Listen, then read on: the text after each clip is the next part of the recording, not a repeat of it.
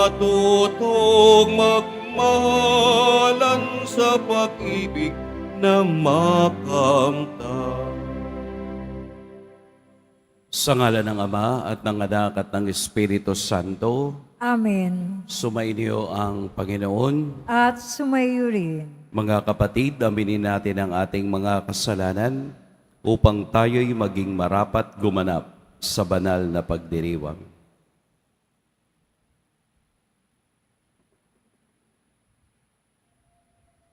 Tayo pong lahat, inaamin ko sa makapangyarihang Diyos At sa inyo mga kapatid, na lubha akong nagkasala sa isip, sa salita at sa gawa at sa aking pagkukulang.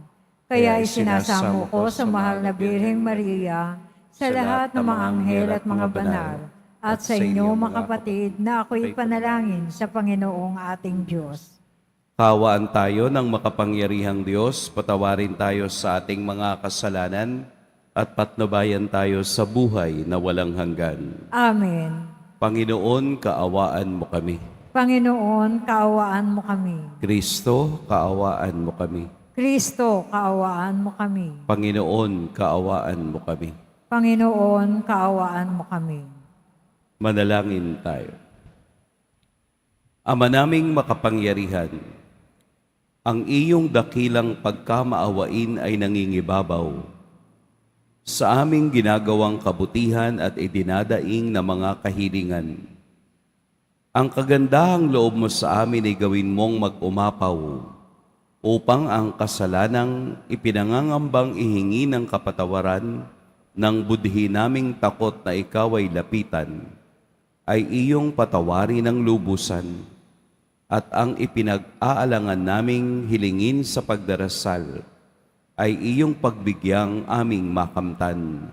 Sa pamamagitan ni Jesucristo, kasama ng Espiritu Santo, magpa sa walang hanggan. Amen. Magsiupo muna ang lahat. Pagbasa mula sa sulat ni Apostol San Pablo sa mga taga-Galasya. Naihibang na ba kayong mga taga-Galasya? Sino ang nakagayuma sa inyo? Maliwanag na ipinahayag sa inyo ang pagkamatay ni Hesukristo sa krus. Ito lamang ang ibig kong malaman sa inyo. Tinanggap ba ninyo ang Espiritu dahil sa pagsunod sa kautusan o dahil sa inyong pakikinig at paniniwala sa mabuting balita tungkol kay Kristo? Napakahangal ninyo. Nagsimula kayo sa Espiritu at ngayoy nagwawakas sa laman. Wala na bang halaga ang naging karanasan ninyo? Marahil naman ay mayroon. Bakit ba ipinagkakaloob sa inyo ng Diyos ang Espiritu? Bakit ba siya gumagawa ng mga himala?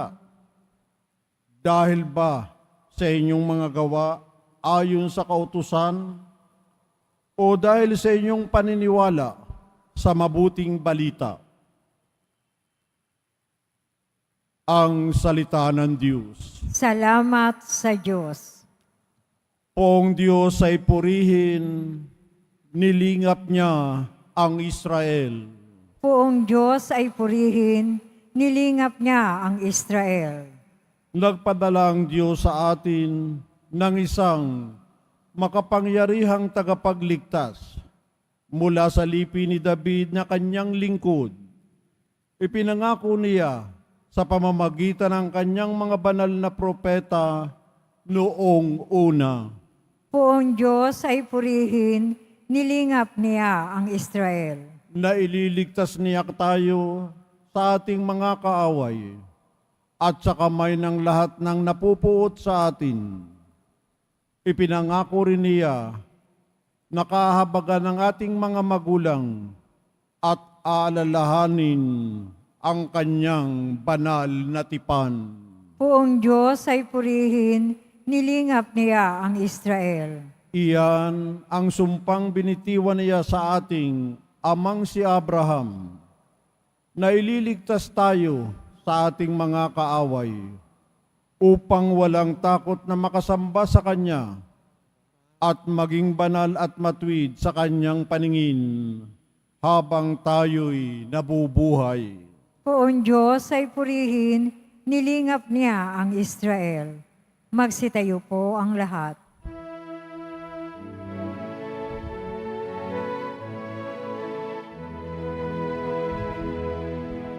Alleluia,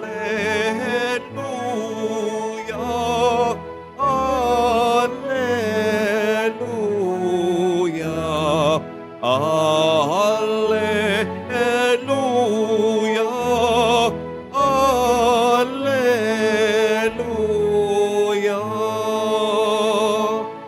Kami iyong pangaralan upang aming matutuhan ang salitang bumubuhay. Alleluia, alleluia, alleluia, alleluia.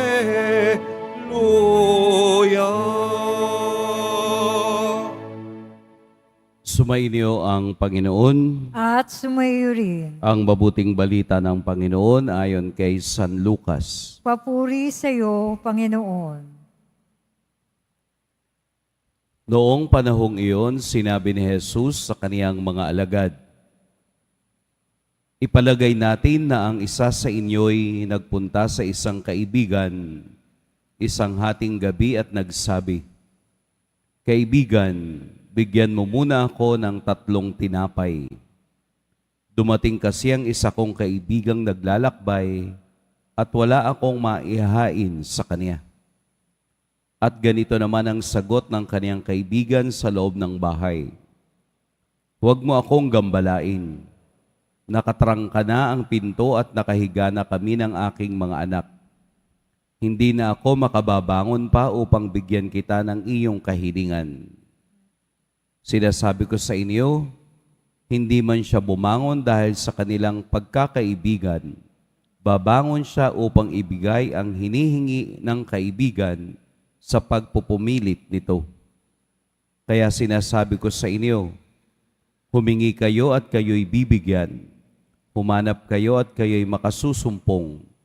Kumatok kayo at ang pinto'y bubuksan para sa inyo. Sapagkat tumatanggap ang bawat humihingi, nakasusumpong ang bawat humahanap, at binubuksan ang pinto sa bawat kumakatok. Kayong mga ama, bibigyan ba ninyo ng ahas ang inyong anak kung humihingi ng isda?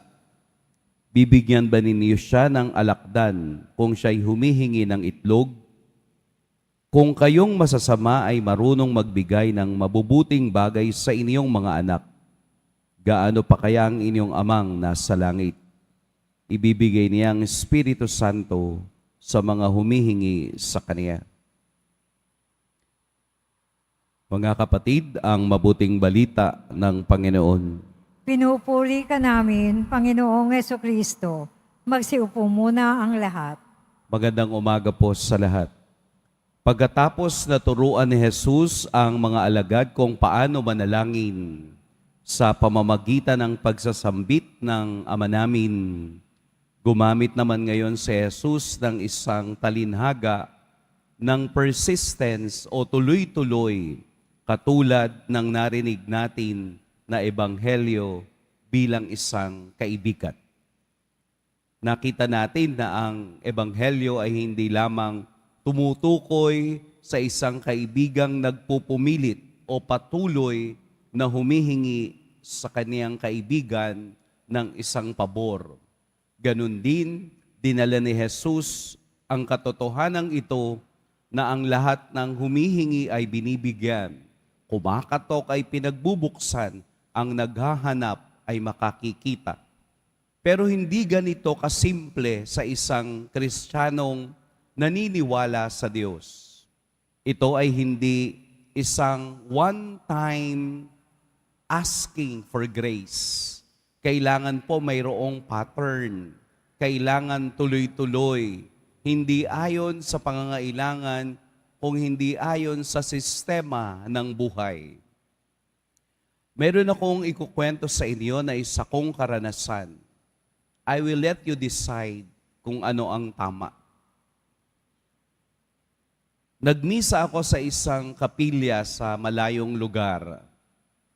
Pagkatapos ng misa, kailangan kong pumunta uli sa isang kapilya sa loob ng 5 minuto. Parang ang rest lang ay 5 minuto. Malapit lang naman ang susunod na kapilya. Pagkatapos ng misa, may lumapit sa akin na isang parokyano at sinabi niya na, "Father, pwede po ba na maimbita kayo sa birthday ng aking asawa? It's 50th o 50 na po yung aking asawa. Pwede po ba kayong magdasal bago kami kumain?" Nagulat ako. Sabi ko, hindi po ako makakapunta kasi ang susunod na misa ay 5 minutes from now. Nagalit po sa akin yung isang parokyano. Minsan lang daw mag-request, hindi pa napagbigyan. Kung kayo po yung nasa lugar ko, ano ang inyong gagawin? Pagbibigyan nyo o hindi? So hindi ko pinagbigyan sa aking lugar. Bakit po? Dahil mas mahalaga yung mga taong naghihintay sa kapilya kesa sa isang taong naghihintay lamang na ako ay pumunta doon at sabihin sa mga bisita na nandito yung pari na aming kilala. Ang tawag po doon sa request na yon, kapritsyo. Kaya ang sabi ko, nasaan po yung nagdasal sa inyo nung 49, nung 48, nung 47? May pari po ba na nagdasal nung birthday ninyo nung kayo ay 35? Nung kayo ay 36? 37? Kaya lalong nagalit ata sa akin. Parang isinumpa ako. Bakit? Kasi may mga tao na gusto lamang na panalangin ay kapritsyo. May mga tao na gusto lamang na ang kanilang sasabihin ay makalulugod sa mga taong kaharap nila. Ganito ang ating paniniwala sa pandinig ng Diyos. Hindi nakikinig ang Diyos sa kapritsyo ng panalangin. Hindi nakikinig ang Diyos kung ito ay self-giving, kung ito ay selfish prayer. Hindi nakikinig ang Diyos kung ito ay malayo sa kaniyang kagustuhan. Sapagkat ang tunay na panalangin ay persistent, tuloy-tuloy, hindi nagbabago, hindi ito nawawala ng koneksyon sa Diyos. Hindi kailangang ang panalangin ay ngayon lang. Nakikinig ang Diyos araw-araw sa panalangin natin at kaniyang tinitingnan at tinitimbang ayon sa ating pangangailangan. Kaya hindi dapat maging kapritsyo ang panalangin. Huwag natin gamitin ang panalangin dahil lamang sa ating personal na comfort. Whether it is good or bad on our side, we still pray. Katulad sa Ebanghelyo, ang Ama ay nakikinig ng tunay. Ang Ama ay tunay na nakikiugnay kung tama at tunay ang ating mga panalangin.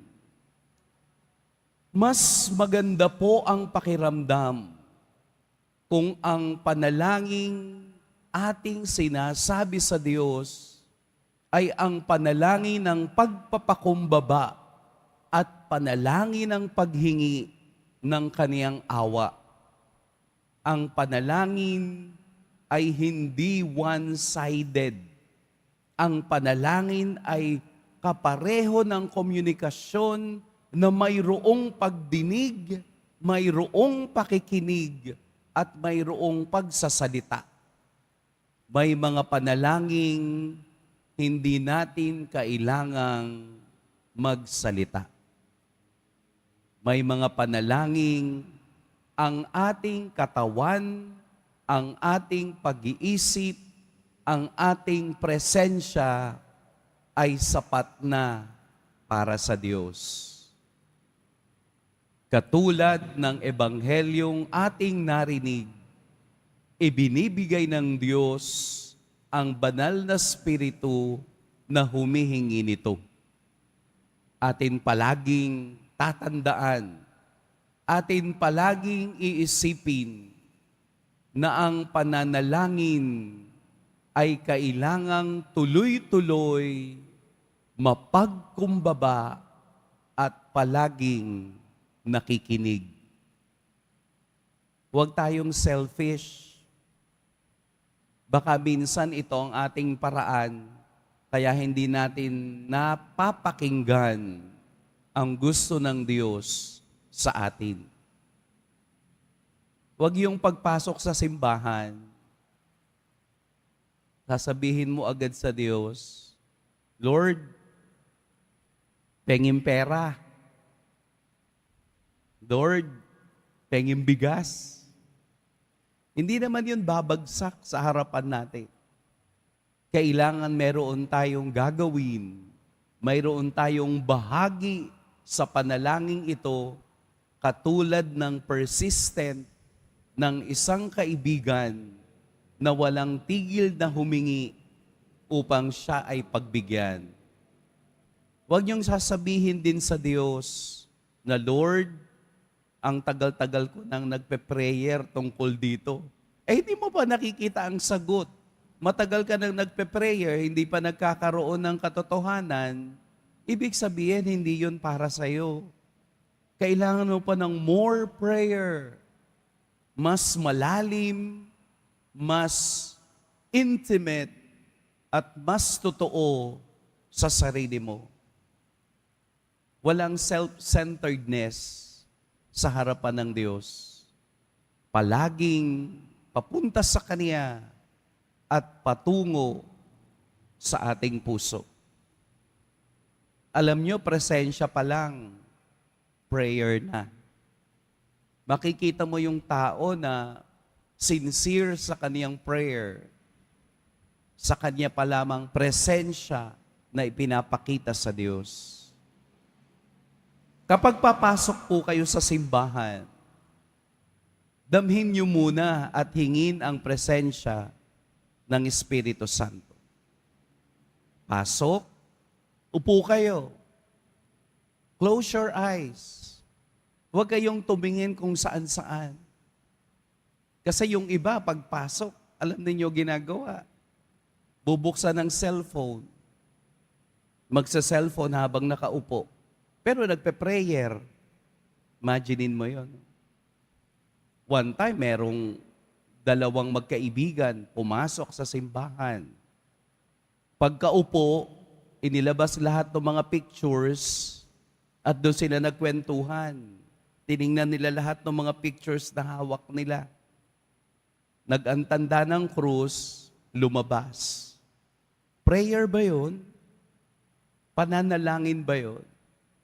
Kaya kahit anong gawin natin, kung walang katotohanan at walang bahid ng pag-aalaala na tayo ba ay tinitingnan ng Diyos, nawawalan din ng saysay ang ating presensya. Sanayin po natin ang silence sa pananalangin. Bukod sa salita, kailangan din nating makinig sa inspirasyon ng Diyos sa araw-araw.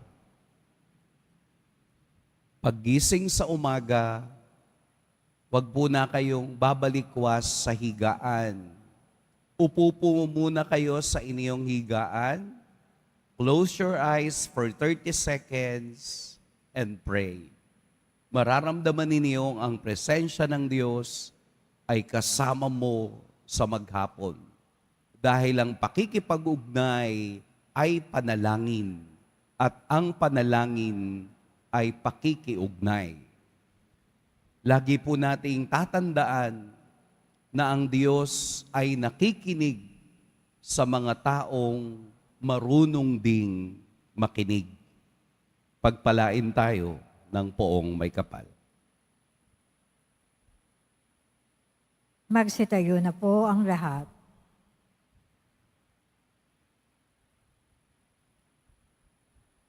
Minamahal kong mga kapatid, nangako si Kristo sa atin, humingi at kayo'y bibigyan. Lumapit tayo sa ating amang nasa langit na may kapanatagan at pananalig. Mapagmahal na Ama, hinihintay namin ang lahat mula sa iyo. Mapagmahal na Ama, hinihintay namin ang lahat mula sa iyo.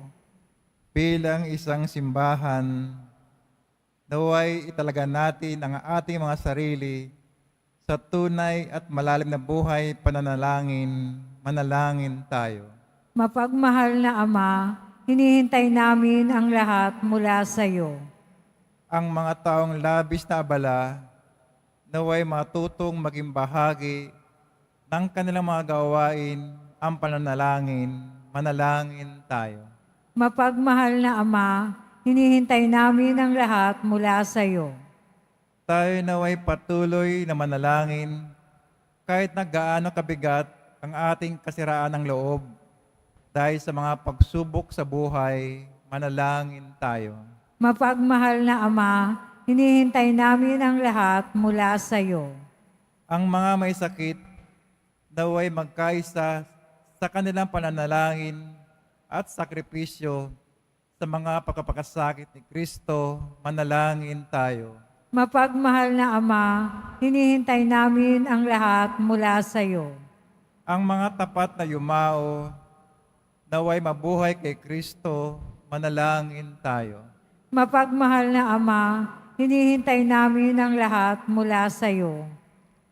Makapangyarihang Diyos, higit pa sa mga imahinasyon ng iyong kabutihang loob at sa mga pamamarang hindi namin maunawaan.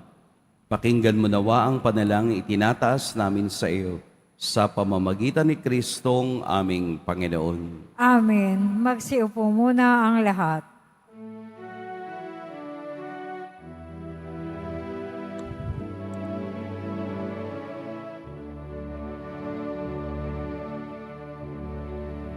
Salamat sa iyo, aking Panginoong Hesus. Ako'y inibig mo at inangking loob. Ang tanging alay ko sa iyo, aking Ama, ay buong buhay ko, puso at kaluluwa. Di makaya na maipagkaloob, babahaling iyas, inigintong nilukob. Ang aking dalangin, O Diyos, ay tanggapin. Ang tanging alay ko, naway gamitin.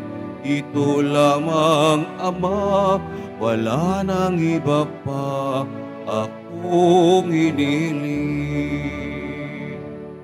Magsitayo na po ang lahat. Manalangin kayo mga kapatid upang ang paghahain natin ay kalugdan ng Diyos amang makapangyarihan. Tanggapin nawa ng Panginoon itong pag-aahin sa iyong mga kamay, sa kapurihan niya at karangalan, sa ating kapakinabangan at sa buong sambayan niyang banal.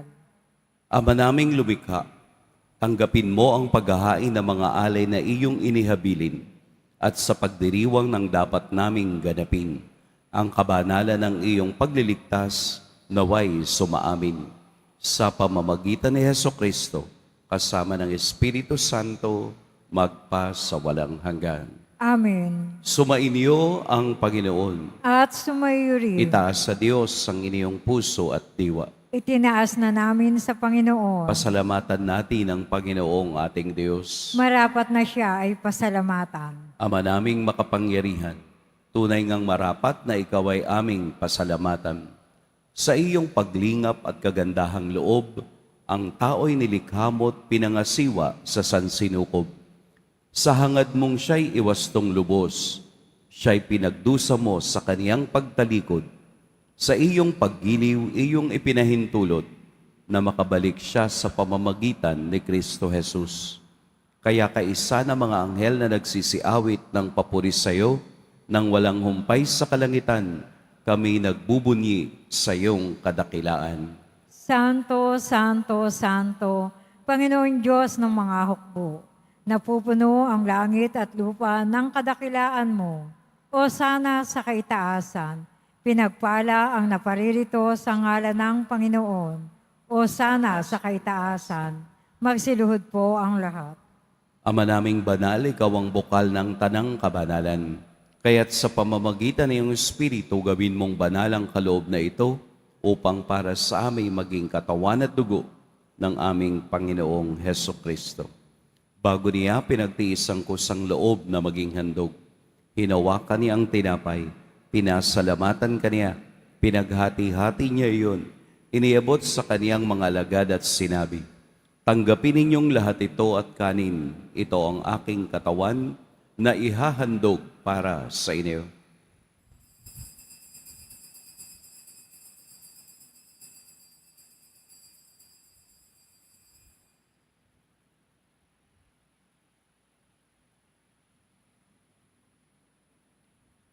Gayun din naman, noong matapos ang hapunan, hinawakan niya ang kalis, muli kaniyang pinasalamatan, inabot niya ang kalis sa kaniyang mga alagad at sinabi, "Tanggapin ninyong lahat ito at inumin, ito ang kalis ng aking dugo.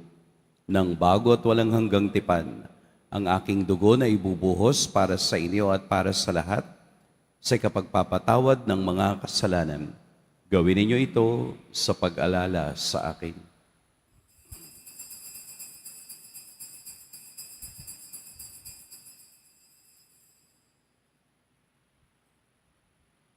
Magsitayo na po ang lahat. Ipagbunyi natin ang misteryo ng pananampalataya. Si Kristo'y namatay, si Kristo'y nabuhay, si Kristo'y babalik sa wakas ng panahon. Ama, ginagawa namin ngayon ang pag-alala sa pagkamatay at muling pagkabuhay ng iyong anak. Kaya't iniaalay namin sa iyo ang tinapay na nagbibigay buhay at ang kalis na nagkakaloob ng kaligtasan. Kami nagpapasalamat dahil kami iyong minarapat na tumayo sa harap mo para maglingkod sa iyo.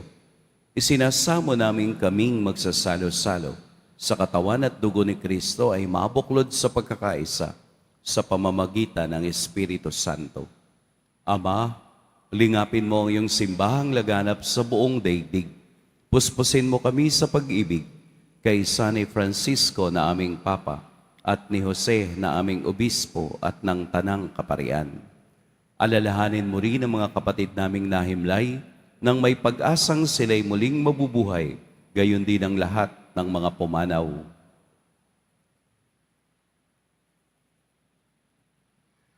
Kaawaan mo sila at patuloyin sa iyong kaliwanagan.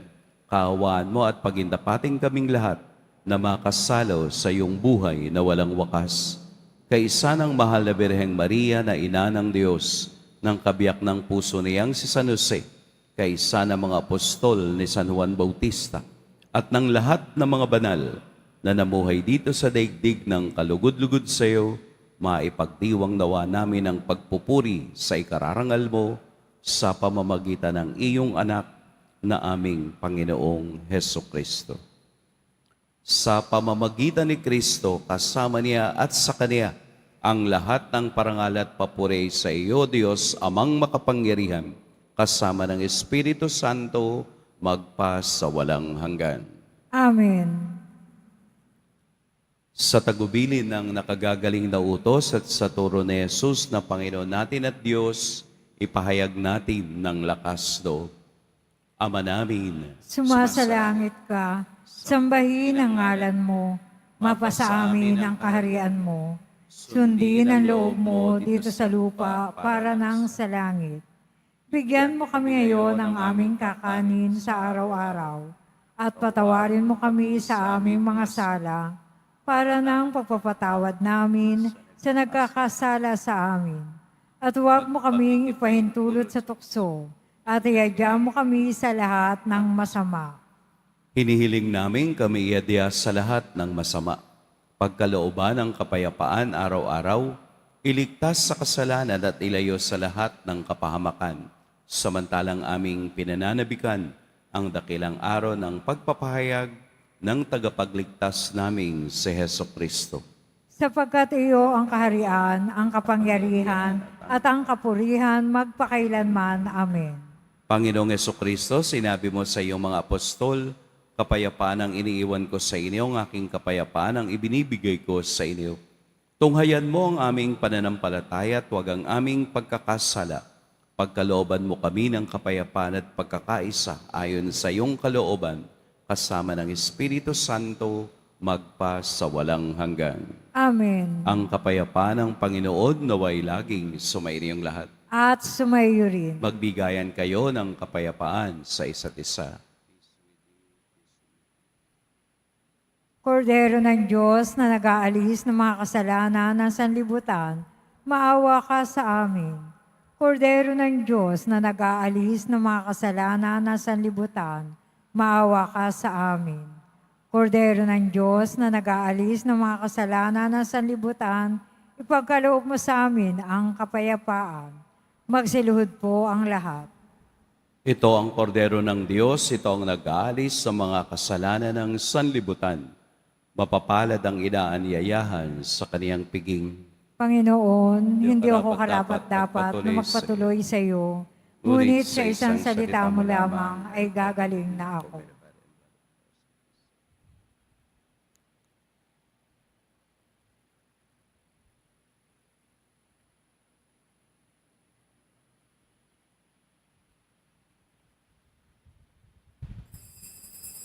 Para sa lahat ng tatanggap ng banal na communion, sasagot po tayo ng amen pagkasabi ng pari o lay minister ng katawan ni Kristo at isubo agad sa bibig bago umalis sa harapan ng pari o lay minister.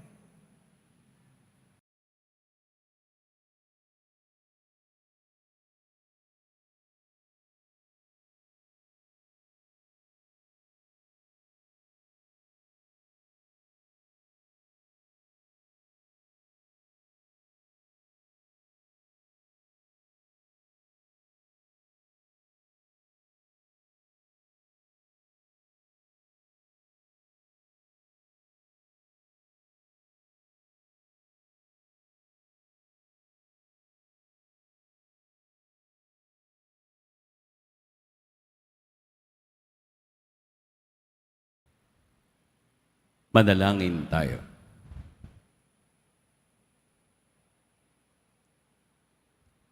Ama naming mapagmahal, ipagkaloob mong sa pagsasalo namin sa pagkait inuming banal. Kami ay maging katawan ni Kristo na aming pinakinabangan sa pamamagitan niya kasama ng Espiritu Santo magpa sa walang hanggan. Amen. Sumainyo ang Panginoon. At sumayo rin. Yumuko kayo para sa pagbabasbas. Mahal na poong Jesus Nazareno, inihayag mo sa pamamagitan ng krus ang walang maliw na pag-ibig ng Diyos sa sangkatauhan. Pakinggan mo po ang kahilingan at dasal ng iyong angkan na nagsusumamo sa iyo. Makamtanawa nila ang iyong katugunan at tanggapin ang kasagutan na may utang na loob na tinatanaw. Basbasan din po ninyo ang mga dala-dala nilang mga imahen at dasalan. Sa pamamagitan ng bendisyon na ito, naway maalala nila ang mga pangako nila noon sa biniyag na ikaw ang kanilang iibigin at paglilingkuran bilang Panginoon magpa sa walang hanggan. Amen. At pagpalain kayo ng makapangyarihan at mapagmahal na Diyos, ang Ama at Anak, at Espiritu Santo. Amen. Tapos na ang ating pagdiriwang, humayo kayong taglayang kapayapaan ng Poong Jesus Nazareno. Salamat sa Diyos.